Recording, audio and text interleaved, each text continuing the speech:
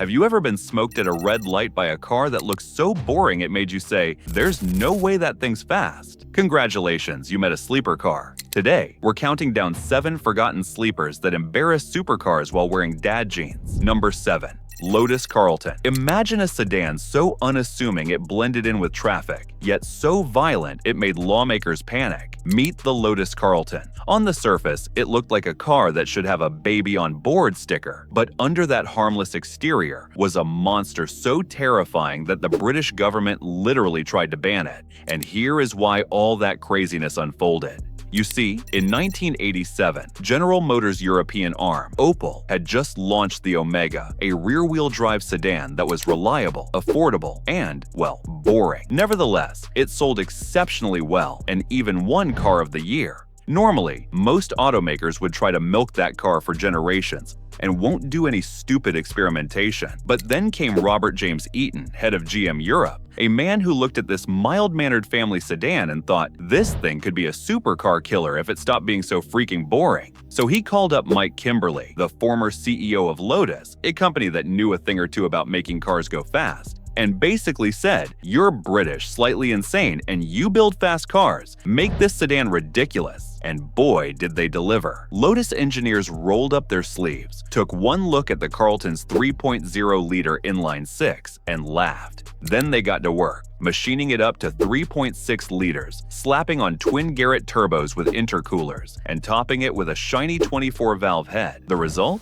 It was mind-blowing 377 horsepower and a mountain of torque, 419 pound-feet to be exact. And because even lunatics need reliability, they paired it with a 6-speed manual gearbox from the Corvette ZR1. The end product? A 4-door family sedan that could rocket from 0 to 60 in 5 seconds and hit over 180 miles per hour. To put that in perspective, in 1990, that was faster than a Ferrari Testarossa and a Lamborghini Countach. And how can we forget about the styling? That's what made it the ultimate sleeper. No massive spoiler, no neon lights, just a slightly angrier-looking Carlton with wider arches, subtle Lotus badging, and a deep shade of imperial green metallic paint. Naturally, the British tabloids went ballistic. They called it the most dangerous car ever sold and accused it of being too fast for the public roads. Police departments hated it because, frankly, they couldn't catch it. And some politicians even tried to restrict its sale, arguing that no one needs to go that fast in a saloon. So much so the Daily Mail launched a campaign to ban it from sale as well. But that's not what killed Carlton. Unfortunately, its brilliance was its own curse. It was too expensive, about $150,000 in today's money, too fast, and too misunderstood. Only around 950 units were ever made, making it one of the rarest and legendary sleeper cars of all time. Number 6. Ford Taurus SHO.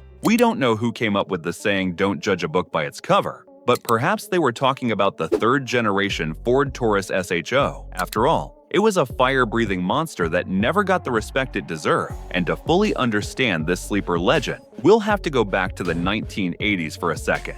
See, Ford was going through what you'd call an identity crisis. Sales were falling, imports were dominating, and their cars were about as exciting as lukewarm oatmeal. Honda and Nissan were selling sporty, efficient sedans that young buyers actually wanted, and Ford needed a comeback story. So, in 1986, they launched the Taurus, a bold, futuristic family car that gave them a pulse again. But 3 years later, Ford decided that wasn't enough. They wanted something wild, something to prove they could still make performance magic. Enter the 1989 Taurus SHO, the super high output. It looked sensible, but under the hood was a Yamaha-built 3.0-liter V6 that screamed a 7,000 RPM like a sports bike on espresso. This thing did 0 to 60 in 6.7 seconds, faster than some BMWs, and cost under $20,000. America had just built a 4-door family car that could gap European machinery twice its price. It was such a big hit that over 15,000 units were sold between 1989 and 1991.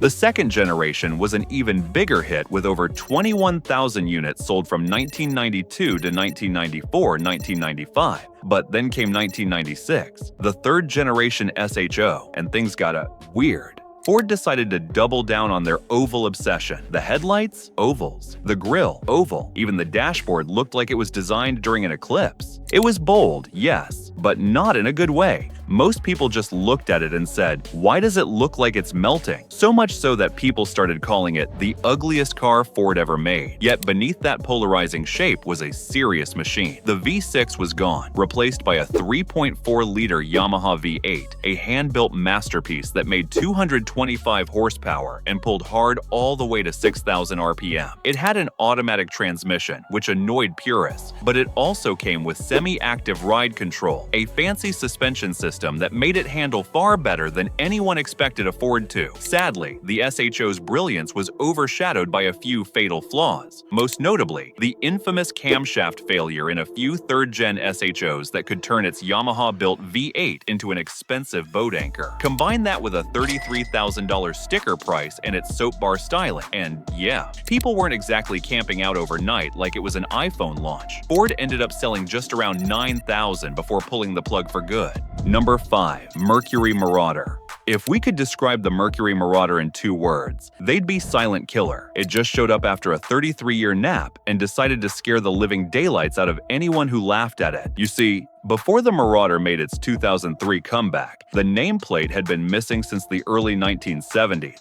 That's over 3 decades without a Marauder badge. It's like your favorite rock band finally coming back. Only this time, they've got gray hair, less energy, and a smaller crowd waiting. And back in the 1960s, the original Marauders were no joke. They were proper American bruisers, big burly V8s with just enough chrome to make the sun squint. They had presence, power, and a personality to match competitors like Chevy Impala and the Plymouth Fury. But when the oil crisis hit, gas prices went through the roof, and the party was over. The Marauder name quietly disappeared. Fast forward to the early 2000s. Mercury had become the middle-aged uncle of the car world, polite, predictable, and allergic to excitement. Its cars were perfect if your weekend plans included bingo and decaf coffee. But someone at Ford must have looked at the Grand Marquis and thought, what if we gave this thing anger issues?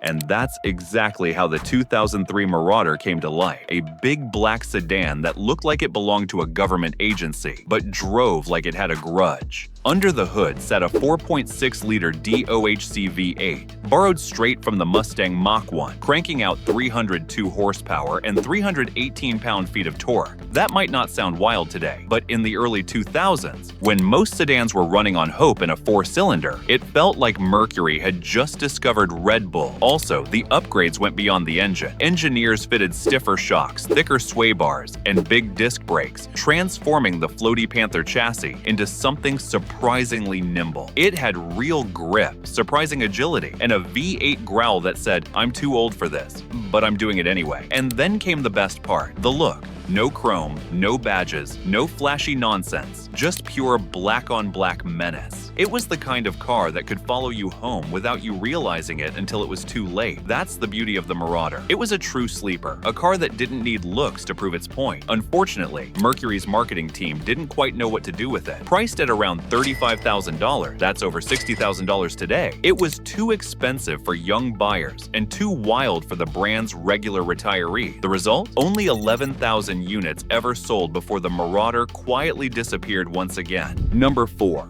Honda Civic Si.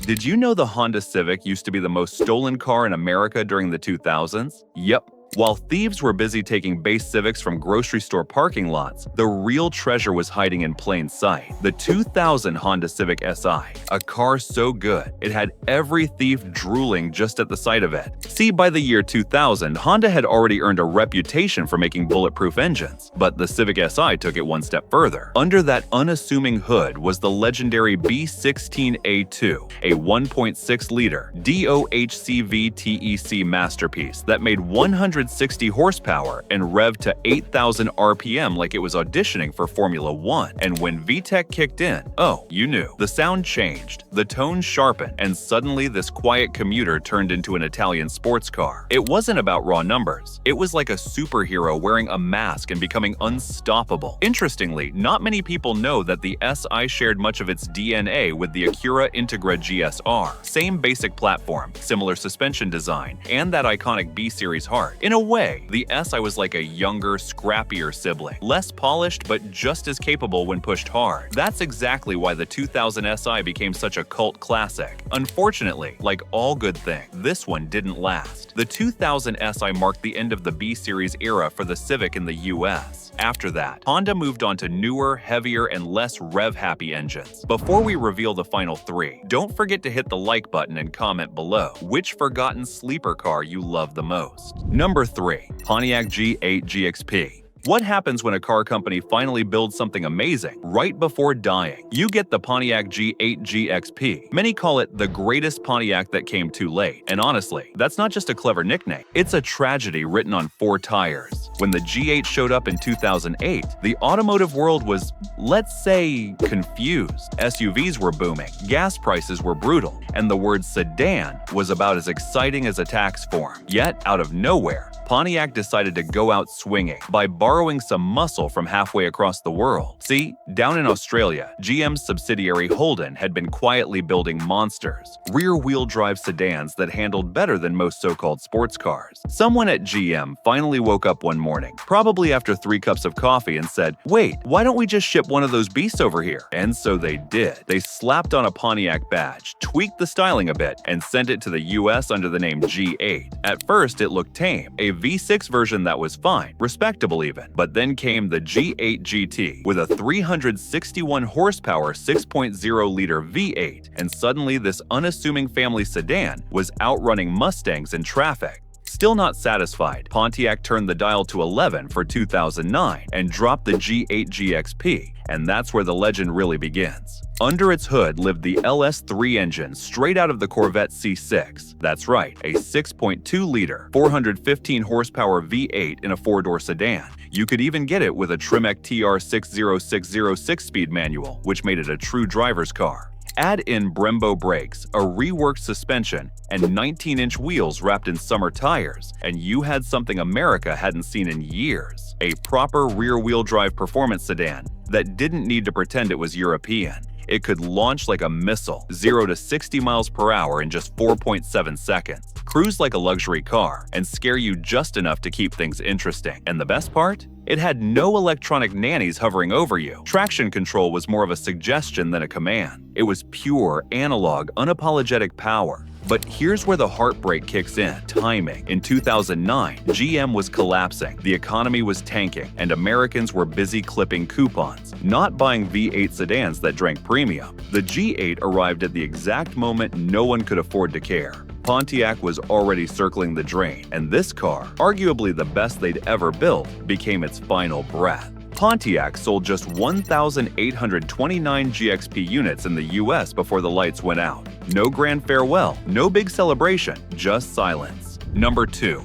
Buick GNX. What comes to your mind after hearing that a 1987 Buick GNX sold for $230,000 at an auction in 2025? Honestly, we think that's too little for one of the greatest sleeper cars ever built. Many people don't realize the GNX wasn't just fast. It was a middle finger to the entire muscle car scene of the 1980s. See, by the mid-80s, American performance had lost its swagger. The muscle cars of the 60s had turned into soft, smog-choked shadows of their former selves. Camaros were wheezing, Mustangs were trying their best to stay relevant, and everyone had collectively agreed that fast was a thing of the past. But Buick, yes, Buick, decided to change the script, and it all started with the Buick Regal, a perfectly polite 2-door cruiser you'd never look at twice. But under that conservative body, Buick engineers at the Special Vehicle Engineering Division had a secret mission to turn this mild-mannered grocery getter into something that could outrun anything wearing a prancing horse or raging bull badge. In 1982, Buick introduced the Grand National, named after NASCAR's Winston Cup series. It looked mean, sounded mean, and for the first time in a long while, gave Buick an image that wasn't retirement home luxury. But even that wasn't enough. Buick wanted something meaner. So in 1987, they teamed up with ASC McLaren to build the ultimate version, the GNX, short for Grand National Experimental.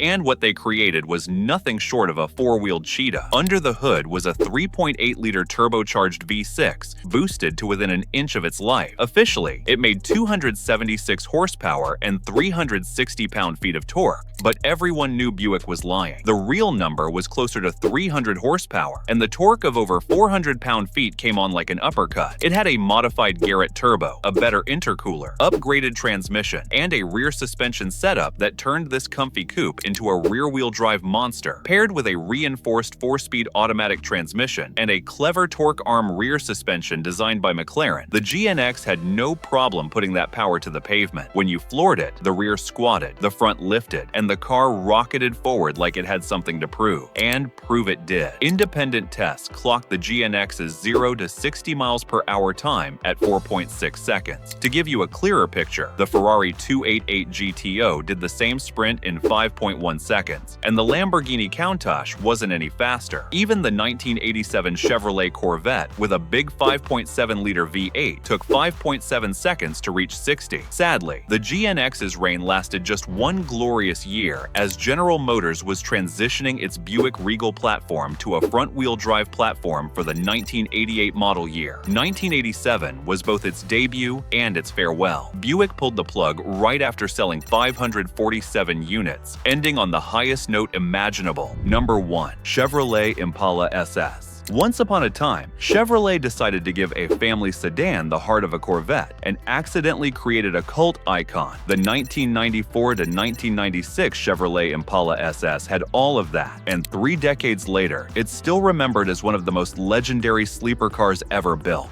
But here's the funny thing, the Impala SS was never supposed to exist. In the early 90s, Chevrolet wasn't exactly known for excitement. The once mighty Impala nameplate had been watered down into a plain full-size sedan, mostly seen in rental fleets or as police cars. It was the kind of car your granddad bought for reliability, not for thrills. Then, in one of those lightning-in-a-bottle moments of automotive history, a GM engineer named John Moss looked at a police cruiser and said, "Yeah, let's make this scary."